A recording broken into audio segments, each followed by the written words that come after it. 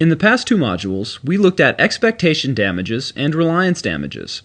In this module, we will examine the restitution measure of damages. The purpose of the restitution measure of damages is to prevent unjust enrichment. As Restatement Section 370 states, a party is entitled to restitution to the extent that he has conferred a benefit on the other party by way of part performance or reliance. As we will discuss, restitution is available to a party who has partially performed even if that party is in breach of the contract.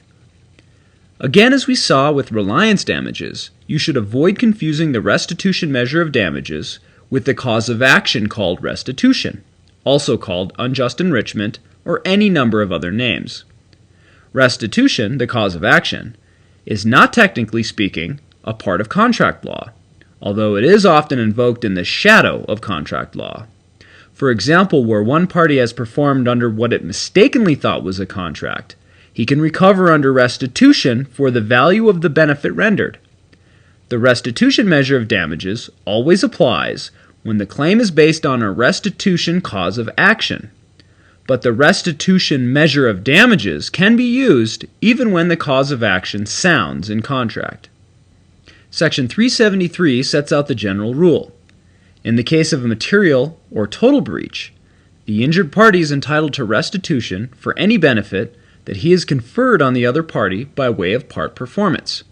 The restitution measure of damages can also be used under promissory estoppel, as long as the promisee's detrimental reliance conferred a benefit on the promisor. Recall that a party is not entitled to a double recovery. This means a party must choose between expectation, reliance, or restitution damages. When might an injured party choose restitution over expectation or reliance damages? As Comment D to Section 373 points out, an injured party may opt for restitution in cases where the contract was a losing contract. In such a case, the injured party has no profit to recover under expectation damages.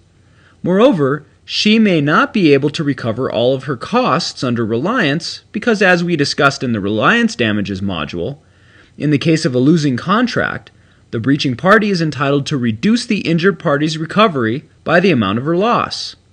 In other words, restitution damages provide a way for an injured party who is losing her shirt in a contract to still recover from the breaching party. As Comment D to Section 373 notes, the right of the injured party under a losing contract to a greater amount in restitution than he could have recovered in expectation or reliance damages has engendered much controversy. Nevertheless, the restatement allows the injured party that right. For example, suppose homeowner hired landscaper to landscape her property for $8,000. Now suppose that landscaper badly underestimated the work involved, and that will cost $10,000 to do the job. Before the job is finished, and after landscaper has incurred actual costs of $9,000, homeowner wrongfully terminates the contract. Under expectation damages, landscaper could recover only $7,000 because he would have to subtract $1,000, the amount of loss he avoided by not having to complete performance, from the contract price of $8,000. Landscaper could claim his costs under the reliance measure of damages, but assuming homeowner can prove landscaper was losing money on the contract, the amount of landscaper's loss would be subtracted from his costs. Landscaper would be better off claiming under the restitution measure of damages because he could argue that the value of the benefit conferred was the market value of the work completed. In other words, he could bring in other landscapers as witnesses to testify that the market value of the work he did was at least $9,000, and probably more, because market value typically includes profit plus costs. There is one important limitation on the non-breaching party's right to use market value, however. If the injured party has completed its performance, and the only thing left is for the other party to pay a sum certain under the contract, which the other party has failed to pay, the injured party's recovery is limited to the contract price. In other words, if landscaper had completed performance when homeowner breached by failing to pay, landscaper's recovery under restitution would be limited to the agreed upon sum for the work done, or $8,000. Comment B explains that the justification for this rule is judicial efficiency. The parties had already agreed on the value of the injured party's completed performance, and the court should not have to re-examine that question. In the case of partial performance, however, the court's going to have to examine the value of the work completed in any case, so the court might as well consider the market value in addition to the contract price. In cases of part performance, courts have wide discretion in determining the value of the benefit conferred, and therefore the amount to be paid in restitution. Section 371 sets out two ways: either the market value of the injured party's performance, or the amount by which the market value of the breaching party's property has been increased.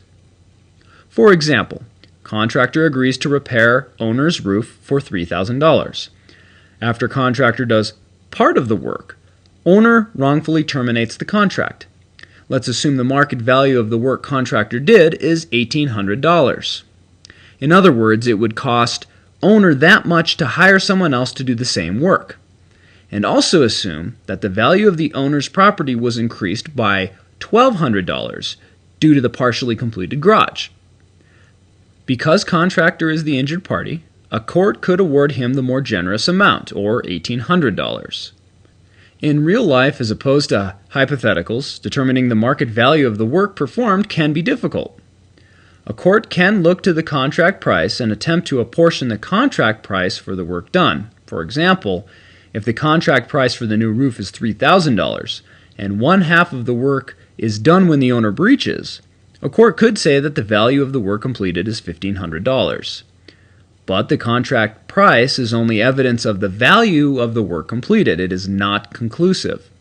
For example, the contractor could argue that most of the labor and costs occurred at the beginning of the job, and so the value of the work done was greater than one half of the contract price.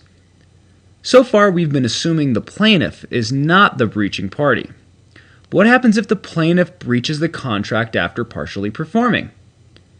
In most jurisdictions, to recover in contract, a plaintiff must prove 4 elements: that there was a contract, that the plaintiff substantially performed its part of the contract, that the other side has breached, and that the breach has caused the plaintiff damages. A breaching plaintiff may not be able to recover in contract because it may not be able to show that it substantially performed. Under Restatement 2nd, Section 374, a breaching plaintiff may recover in restitution or unjust enrichment, provided that the value of the benefit conferred, the work done before the breach, is more than the amount of loss caused by the breach. Keep in mind we are talking about a breaching plaintiff. If the amount of loss caused by the breach is greater than or equal to the value of the benefit conferred, the breaching plaintiff will not recover anything. Let's examine how this offsetting of benefit against loss works. Assume that, under a contract to do a job for $8,000, landscaper did $4,000 worth of work, about half the job, before wrongfully terminating the contract. At that point, homeowner has paid nothing to the landscaper. Assume it will cost homeowner $5,000 to hire someone else to finish the job, because it is more difficult to complete a job half done by someone else. Landscaper should recover the value of the benefit conferred, the $4,000 worth of work completed, minus homeowner's damages, which would be $1,000, for a total recovery of $3,000. So do you see why homeowner's expectation damages are $1,000? Homeowner expected to get new landscaping for $8,000. Landscaper did $4,000 worth of work, but due to landscaper's breach, homeowner had to pay another company $5,000 to finish the job. If landscaper recovers $4,000, homeowner will have paid $9,000 for the new landscaping, and so would suffer $1,000 in damages. To avoid that result, the court will subtract $1,000 from landscaper's recovery. In the end, homeowner will get what she expected, new landscaping for $8,000, and landscaper will recover the value of the benefit conferred minus the loss caused by the breach, or $4,000 minus $1,000. In the case of breaching plaintiffs, there are also some differences in how courts determine the value of the benefit conferred. First, in no event can the breaching plaintiff recover more than the contract price. Second, courts are entitled to use the less generous measure of value under Section 371. And finally, all doubts as to value are resolved against the breaching party.